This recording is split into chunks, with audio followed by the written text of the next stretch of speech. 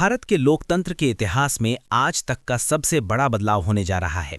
क्या आप जानते हैं कि जिस लोकसभा में आज 543 सीटें हैं, वहां जल्द ही 816 सांसद बैठने वाले हैं। जी हां, सरकार ने इसकी पूरी तैयारी कर ली है और 16 अप्रैल को संसद का विशेष सत्र बुलाया गया है।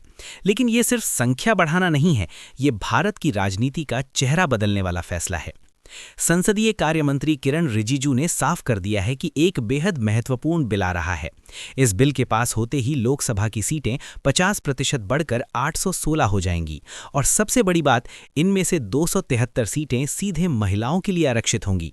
अब आप सोच रहे होंगे कि ये अचानक कैसे हुआ।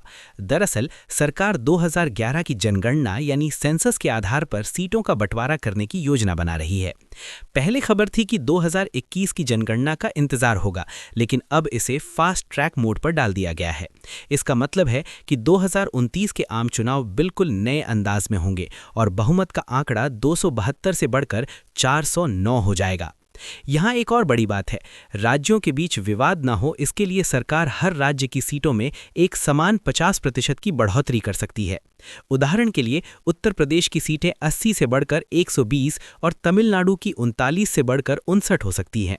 ये कदम इसलिए उठाया जा रहा है ताकि दक्षिण भारतीय राज्यों को ये ना लगे कि जनसंख्या कम होने की वजह से उनकी ताकत कम हो रही है। लेकिन राह इतनी आसान नहीं है। इस बिल को पास कराने के लिए 2/3 बहुमत चाहिए, जो अकेले एनडीए के पास नहीं है। इसीलिए गृहमंत्री अमित शाह खुद मोर्चा संभाले हुए हैं और विपक्षी दलों के साथ बैक चैनल बातचीत कर रहे हैं।